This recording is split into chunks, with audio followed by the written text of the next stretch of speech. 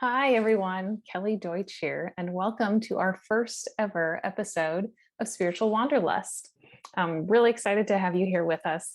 If you haven't heard of our new endeavor here on both Contemplative Monk and in the Spiritual Wanderlust community, we are starting this series to explore your inner life, the interior world, everything that has to do with the contemplative life and mysticism and psychology and embodiment and neuroscience, asking big questions and looking at all those mysterious things that lie beyond black and white answers. So we're excited to have you here. There's a lot of fun and mischief to be had in these interior spaces. And we've recognized how hungry we all are for meaningful conversations and to have ways to navigate all of this liminality that we've been living in lately. I mean, I think you'd have to be living under a rock to not have experienced some level of that liminality in these last 2 years with all the craziness socially, politically, medically going on all around us. And we want to be able to learn from ancient wisdom, from that perennial tradition that seems to be in our bones as humans, something that's in our human nature, the questions that we ask, the wisdom that's passed down through the ages. And I love bringing in, all the fun science and just current things and themes as well to help us navigate all of the craziness and wonder that this world and this life is. So I'm excited. Today I have joining me my friend Amy Piatt. And Amy and I have been collaborating for about 1.5 years. And I'm excited to just explore some ideas together. We've been talking lately about what it means to be whole, especially integrating the feminine with the masculine, because there's a lot of unfortunately toxic masculinity around out there. And when we are able to combine, the good in the masculine energy with the good in the feminine, it can be such a beautiful thing, especially for people in leadership, because people in leadership are held on such a pedestal. And when they're in the spotlight like they are, when they fall and when they don't know how to be whole, man, that can just be so difficult for all the rest of us to watch that. So Amy, I know you had a story that you were going to share about that.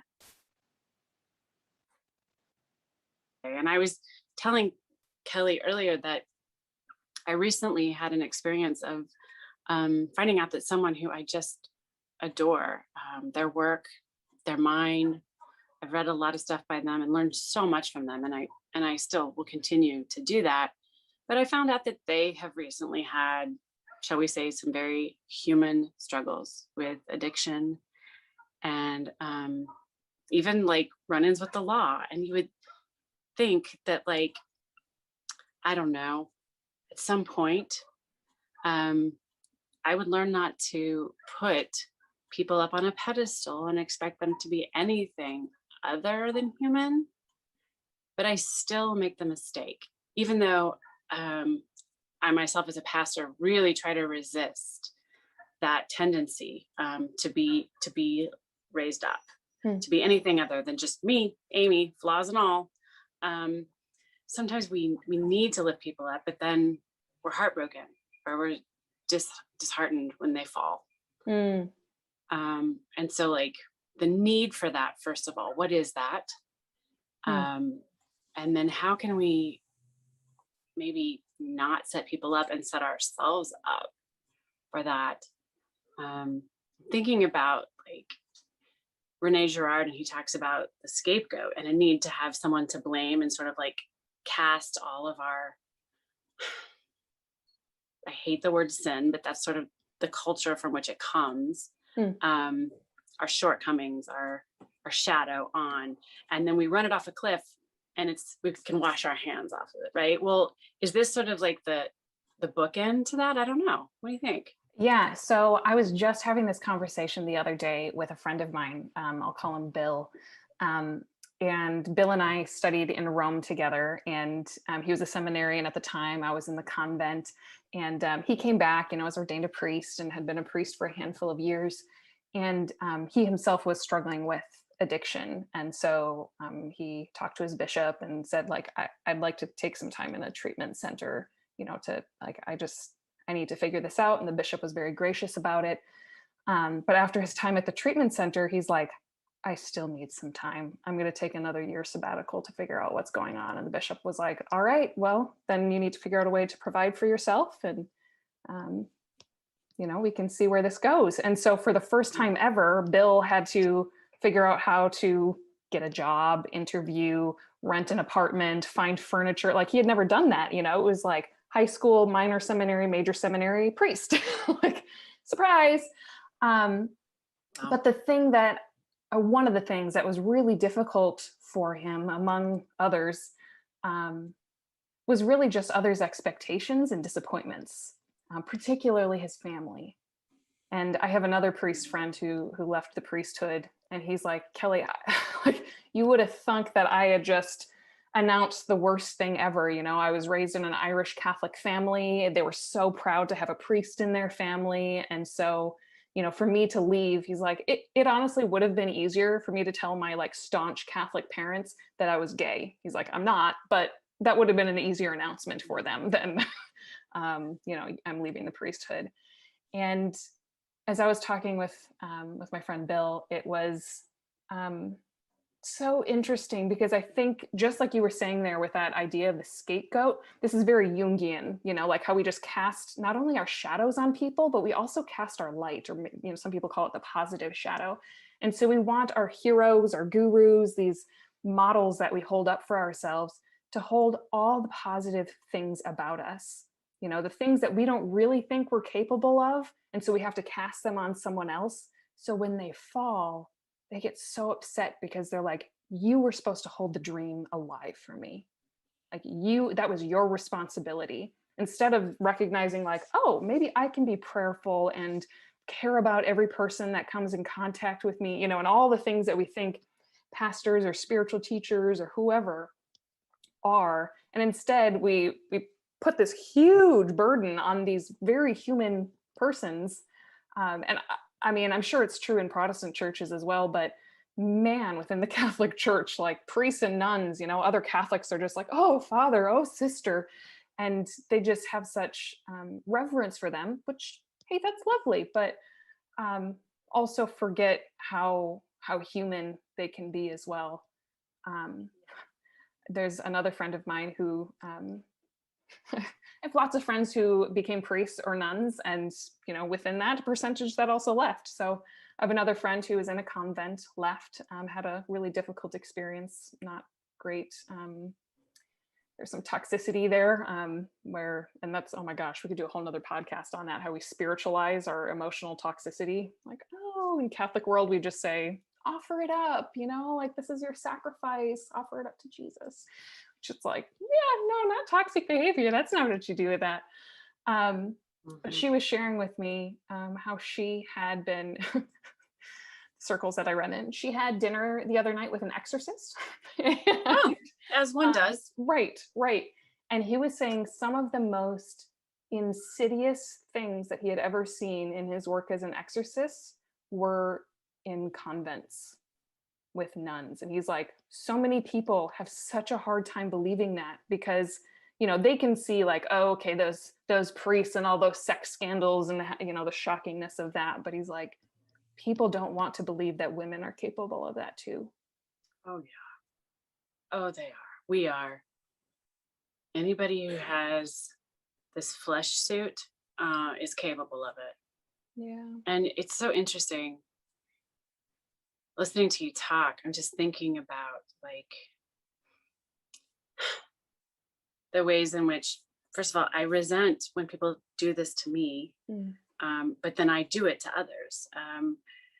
Like I've sort of developed a habit in my adult life of saying, yes, I am a pastor, because inevitably it comes up when you meet someone, like, what do you do? And for a while, like when I lived in Portland, I was so worried about how it would be received. I would say, oh, I work in nonprofit, and just let it lie, don't press this. But I've kind of gotten past that. And I say, I'm a minister, but probably not what you think of when you think of a minister. I also yell at my kids. I cuss. I screw up a lot, and I'm kind of an asshole. I really do. I say that. Not, I read the room. Like if it's not going to land well, usually I'm pretty good on first meetings, whether or not that would just be something that would like be a game changer for them or not. Sometimes maybe I should say it anyway, but it's my way of saying, like, don't do this to me, and if you can relate to this and even find humor in it, you and I are probably going to get along. And then we don't have to have this weird distance and this weird, like, fake getting along thing we do for a long time before we let down our guard and actually get to the meat of human relationship, if ever at all, And I won't let you down, at least in the same way. I will probably hurt you at some point or offend you, because that's what we do, but I don't want to, I don't mean to. But maybe it won't be like, crucify her, she's dead to me. We don't need to do that either. We don't need to run someone off a cliff. We go to these extremes. I don't know. There's like the Madonna horror complex. It's like I don't know what like the relationship version of that would be. Like just the Christ scapegoat complex, I guess. I don't know. Yeah, and it's interesting as you shared that, what stuck out to me was the distance that happens when people do that. Instead of us being peers and fellow humans that we're all just trying to figure this out together. Like nobody has all of life's answers figured out. No guru, no priest, no theologian, philosopher, whoever, no saint. But to place all of our ideals in one person, or at least a handful of people, does put such a distance between us that we can no longer be peers and fellow humans. And that's really sad. I mean, both for me, if I'm the one projecting it, and also for you, because all of a sudden you lose that ability to be I was gonna say, lose the ability to be human. It's not like you absolutely lose it, but at least in my eyes. Yep. Well, yeah. And so there's less risk there, right? Like you can't hurt me. You can only have this much access to me, but then there's also no richness in our relationship. So it's like the degree to which we're willing to be exposed and just open ourselves up, imperfections and all, is also like the room we have. Our dance floor gets a lot bigger, right? And it's not always going to be a beautiful dance. Sometimes I'm going to trip and accidentally step on your toes, and sometimes I'm just going to want to like do like, I don't know, what's the one where you go into the stick? Limbo. Like silliness. I just want to be silly. It doesn't have to be beautiful. It doesn't all have to be ballroom or ballet, but like sometimes it's really worth it. It's really worth it to just stay open. And I think when I talk about people being hungry, this is where like the conversation usually turns. Yeah, Amy, but how do you do that? It's all well and good to talk about it, but how do you actually stay open? What does that look like? And so I just want to say, like, for those of you listening, this is what we want to explore. If anything, today, we just want to give you sort of a general overview of some of the things that we'll continue to dive into in these conversations, and the things that we're still learning. We have not perfected. We're not experts. I don't think I ever will be.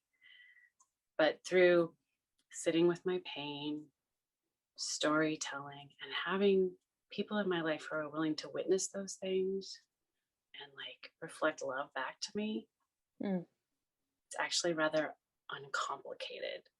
I'm not going to say it's easy. It is not, but it's so worth it. And it's quite simple. Yeah. And there's something so rich in learning from each other and recognizing that we are all beginners. And in some sense, we are all wisdom teachers. We all have life experience that we've learned from. And from my years in the corporate world, when I do leadership development and training and things, I first of all, sometimes, I'd go to like seminars and continuing education things, and I kind of was anywhere from annoyed to resentful when I went to a seminar and the presenter spoke as if they knew everything, like they had the answer to every question, instead of, recognizing that there are very capable professionals in the room who probably have lots of experience, instead of just saying like, well, what do you all think? And learning how powerful that can be. If I was leading a training and somebody's like, okay, so how do you deal with like this kind of difficult person in the workplace? And then opening it up and saying, what experience do you guys have?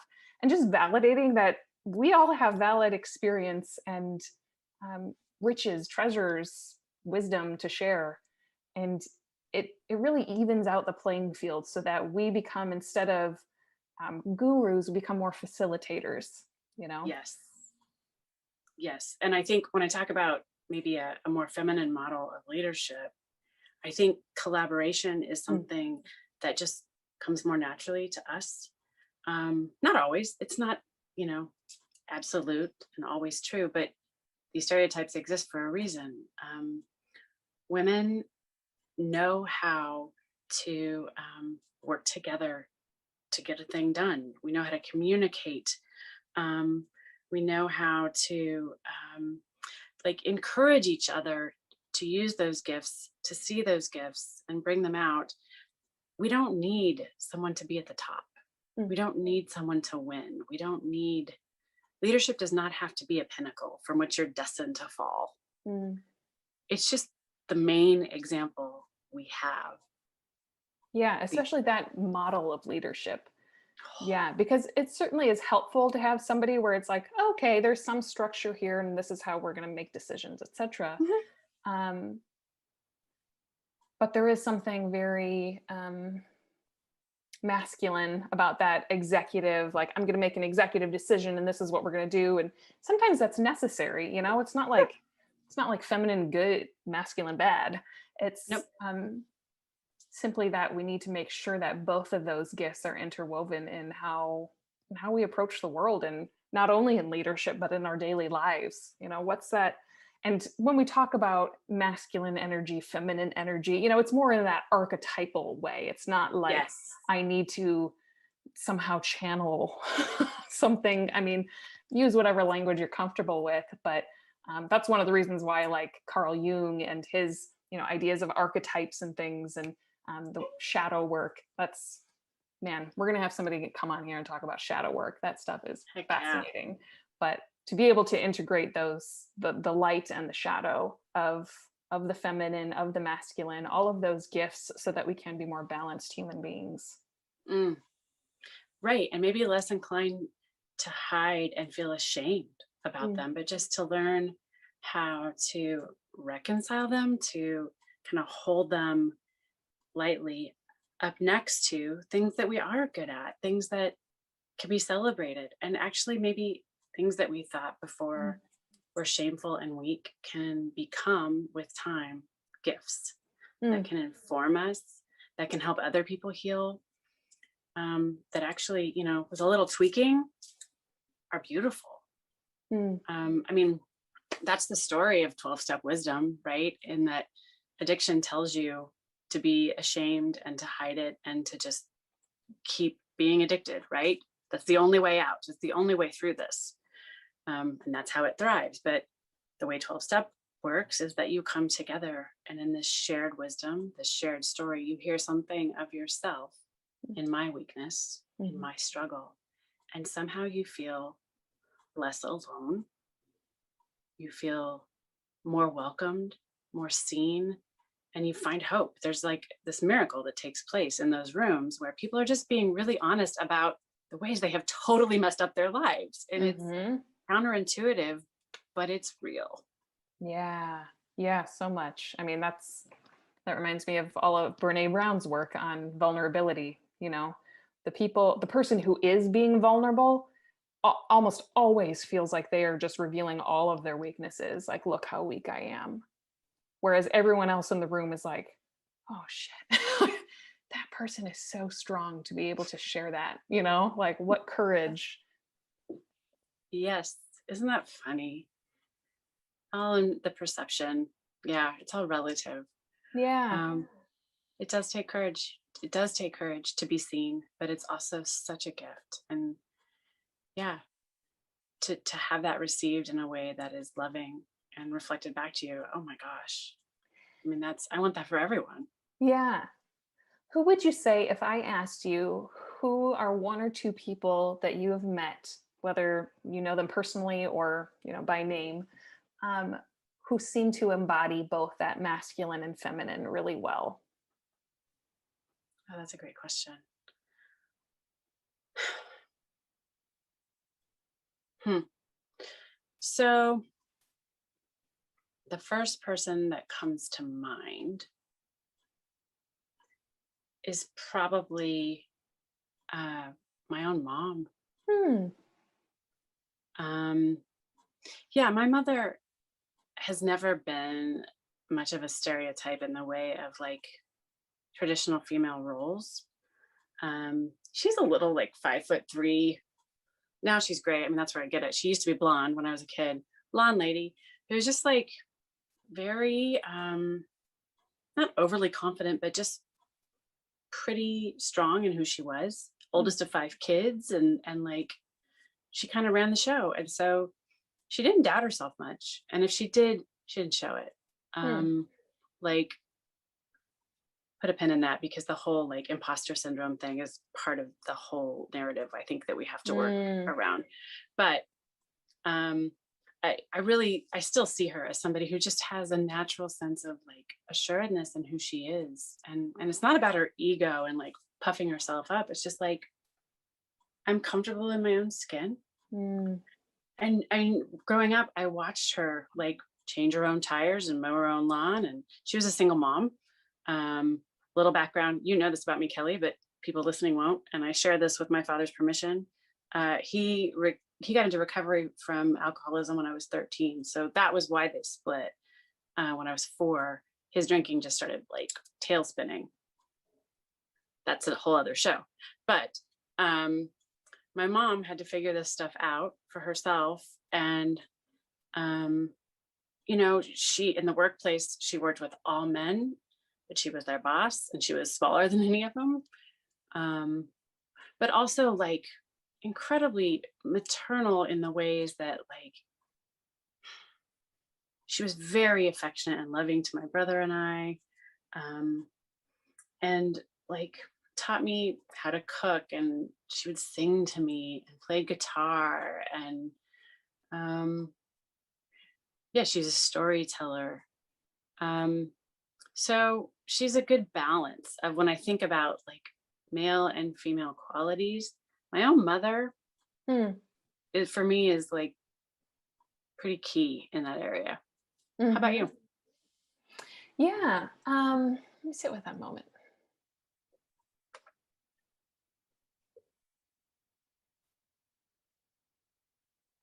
Ironically, the two people that are coming to mind are both priests, which is funny because I think you'll find many, many celibates, priests or religious, who are not very full bodied. But these two that I'm thinking of, one was my spiritual director as my life was falling apart. And yeah, Father Mark had like a really great way of um, he had his masculine presence, where he just felt like full statured human being, but also had a profound gentleness, and that sense of receptivity that um, was exactly what I needed, as I was falling apart. And um, I really think came through his own personal crisis and how he learned it. I think that's how a lot of this works. That's crisis serves as our own kind of haphazard initiation, if you will. Mhm. And if you look into, I think Rohr talks about that some. It's like, if you don't have some sort of official initiation, where it's like, okay, go through this official crisis of some sort. You have to do this really hard thing, and you're going to be Rites of tried. passage. Hmm. Yeah. If you don't have something official, you're gonna like life is gonna give you something unofficial, that's gonna wake you up to how crazy reality is. But But once you've been through some sort of crisis, and not everyone, it's not like every crisis leads to a wise person. I honestly don't know what makes the difference, why one suffering will lead somebody else, one person to become bitter, and why another suffering will lead another person to become a saint. I don't know. That's a mystery to me. But there is something really profound about those who find a deeper wisdom and a deeper sense of grounding are then often, I don't know, almost initiated to be able to help others, who are going through that and have a different way of seeing it, instead of maybe the more traditionally masculine, like, oh, I got to fix you, I got to help you, which I'm sure both of us have gone through. At least I know I did with illness, like people who just want to fix and solve, which it's like, I appreciate that you would like to help me, but what makes you so uncomfortable with this? Yeah. Yes. That is such a huge challenge for, anybody in a helping profession.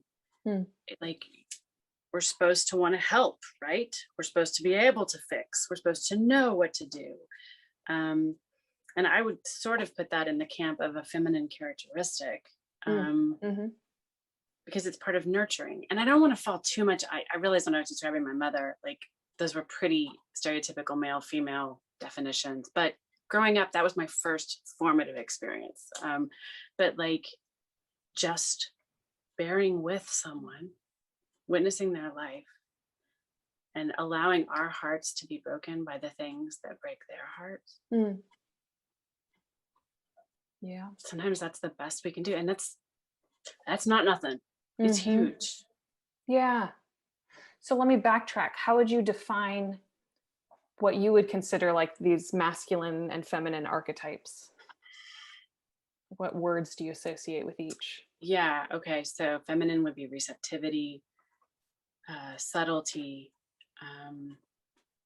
softness,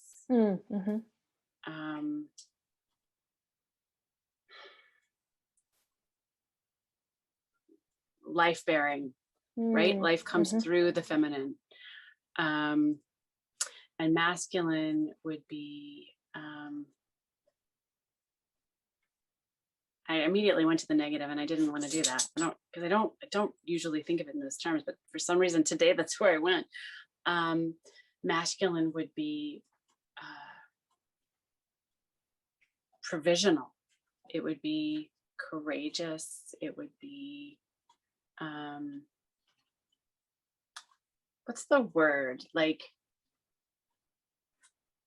when you want to start things. Oh, initiative. Thank you. That's my daughter on the fridge, leaving the door open. Sorry. Yes, they initiate.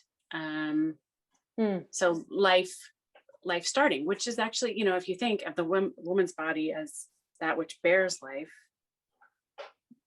you need a man's body, the mechanics of it, right, to help give life, to initiate it. Yeah. I don't know. Great question. I hadn't thought it through ahead of time, but that's what comes to mind. How about you?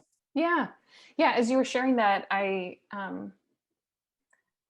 haven't thought this through entirely, but it aligns for me perhaps with the difference between head and heart.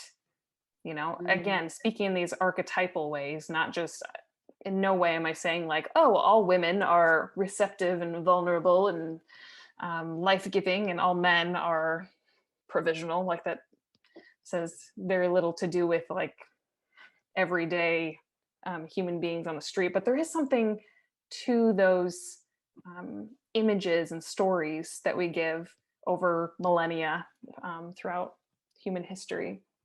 So thinking of that heart space as much more present and supple, and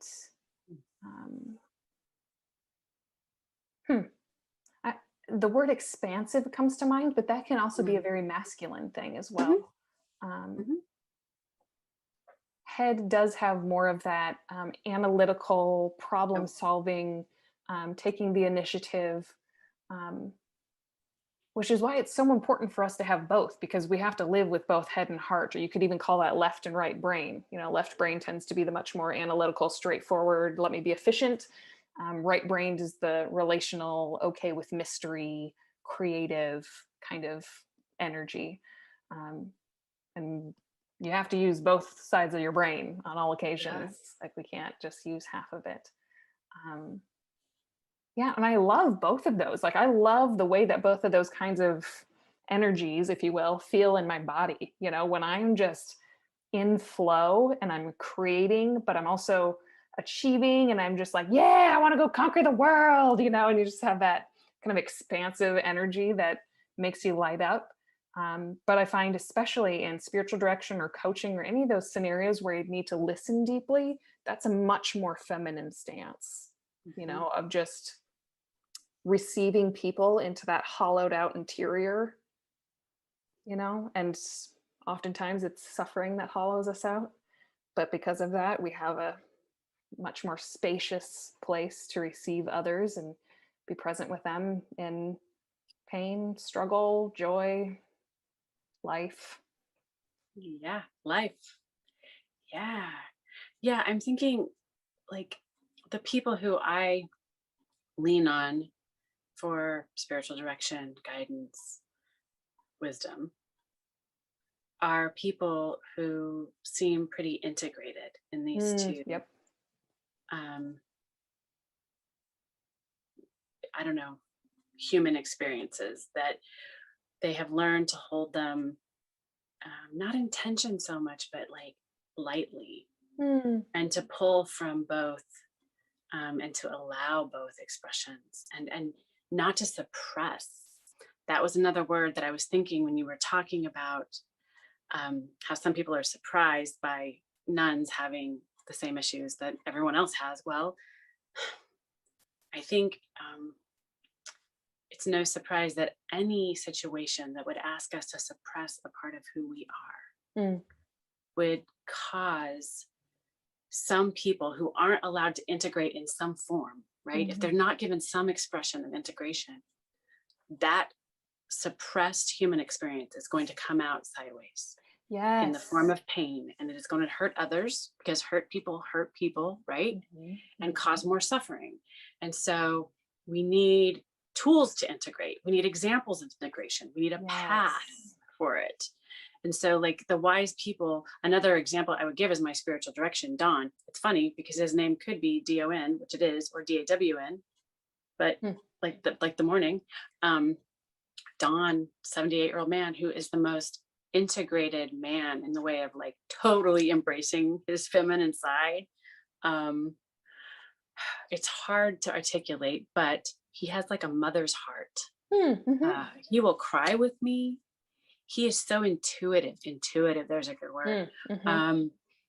I've had so many times when Don has called or texted me and he just knows that I need to hear from him. And he'll say, I'm praying for you. Call when you have time. Or, hey, you came up in my prayers today, so I'm calling you. What's going on? And it's like, how did you know? Yeah.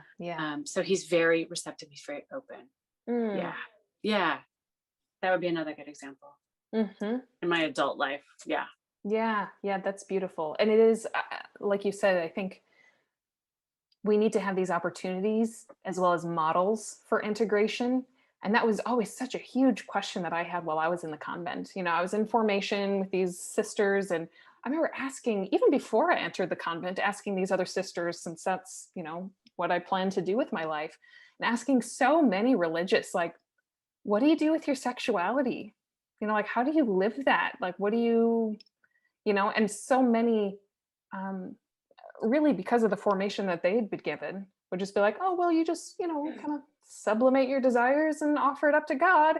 But like when you press someone, I'm like, to ask them, like, well, what does that even mean? And they're like, well, just no, I don't know. You'll figure it out. I'm like, no, you can't just use theological terms like just sublimate your desires. Like, you have to tell me how to do that. You have to explain what this looks like and how, on a practical level. Like, that's one of the reasons why I was so thankful for my spiritual director, who was very like integrated both, you know, with the masculine and feminine, as well as with sexuality, you know, to have yeah, some insight into like, he was Australian. He's like, Kelly, what do you do on an evening when you know you just want to sleep with a man? You know, I was like, you tell me. I don't know what to do with that. I'm blushing. Right. Yeah. So wonderful just to have very human conversations like that, because Yes. it's true, if you repress, it does come out the side, and it's not going to be in a healthy way almost ever. But It it is kind of really comes hard. full circle. I'm thinking about this piece that we started with about like a need to hold people up. Okay, so in 12 step, you find a sponsor. They really encourage that, and they say to look for someone who has something of what you want. They have what you want. Yeah. Okay, so how is that different from holding someone above you, right? And making them like a guru or an expert?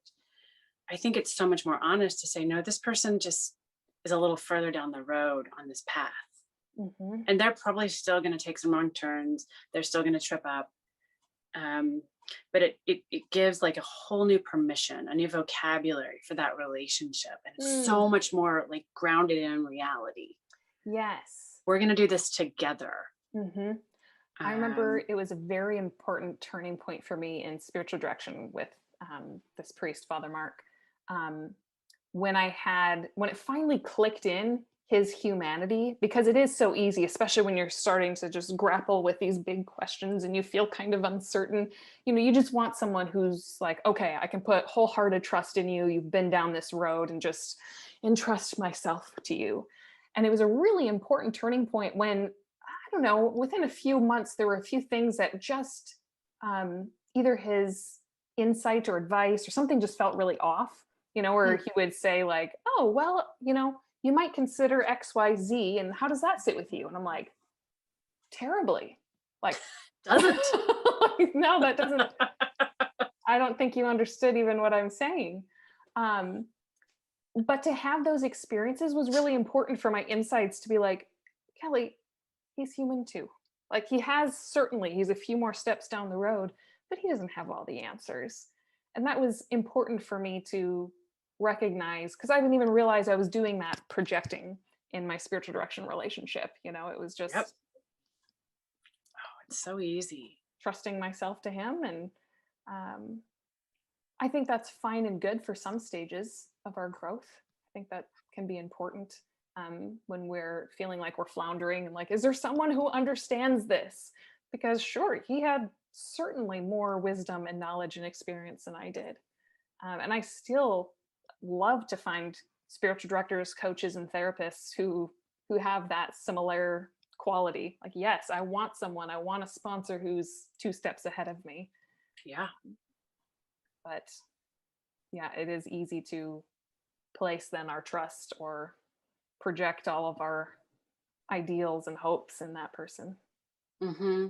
I guess one of the other things I love about 12 step is that once you get to the 12th step, you go back to number 1. Like, you're never done. Go back to saying, I'm powerless and my life is unmanageable. Be humble, make yourself low, like, not humiliated. That's very different. There's enough of that to go around as it is. Like, we got this covered. No, just make yourself low like the earth. Just take some time to watch the ants and like little flowers popping up. See how that informs you. Wash some feet for a while. Yeah, there's a lot of wisdom there.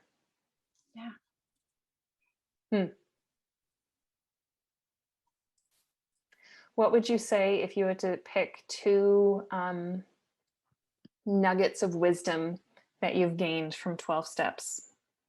What would you say stand out? 2. I think the one that I will hold to, and that probably is something I say to myself 10 times a day: feelings aren't facts. Because I am so prone to deep emotion I'm a feeler. Mhm. Oh, yeah. For those of you familiar with the Enneagram, I'm a 7. I'm an enthusiastic feeler. They're not facts. It doesn't mean that they're not legitimate. It doesn't mean that they don't feel very real at the time. Real is not the same as factual. Mhm. Feelings need to be felt. They can inform. They need to be acknowledged. They can pass through us, but they aren't facts. Mhm. That was a huge step for my growth. And then, oh gosh, probably,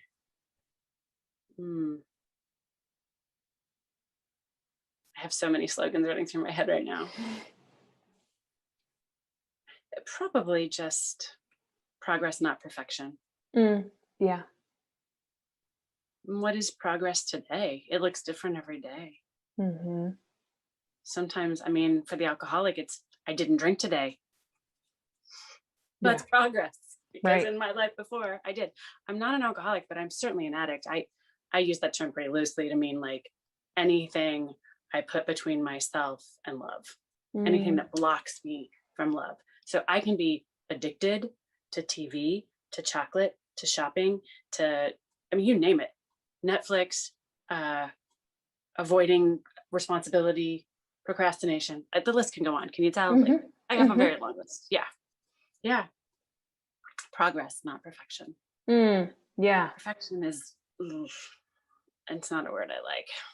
That's another episode we'll have to have, is not only on the 12 steps, but also on um, detachment, or, like each of those things that you named off as possible addictions also sound like what, many spiritual writers would call attachments, Yep. because it's like you have this kind of graspy feel, like, but I need, oh my gosh, and you have that anxiety to fill that kind of liminal space where you can't quite put your feet on the ground, and so things feel a little out of control, and so we have to grasp after other things that either make us feel better or give us some semblance of control. Exactly. Yeah. It was like they're actually connected, those two, because it's like whatever this feeling is of like needing is not a fact. There goes my dog. That was Emmett. Um, it's not a fact. It may feel really big and like it could just destroy me and overwhelm me, but it just needs to be felt. And if I can just sit with it instead of trying to fill it with whatever it is, or escape, that's another thing sevens like to do. If I can just sit with it, oh, it's just this thing that needs to be loved, Yeah. acknowledged. It's really not so bad. You've got my brain going on like all the many different directions we could shoot into. I'm like, I just need to start making a list for I know. our future conversations. And for all of you listening too, if you have things that you're like, oh, tell me more about that, feel free to let us know in the comments. Sounds great. Wonderful. I look forward to the conversation, the follow-up. Indeed, I do as well. Thank you all for joining us here today. And Amy, thanks for sharing your thoughts and wisdom as we wander this wonderful world together. Right on. Let's dance. Thanks, Kelly.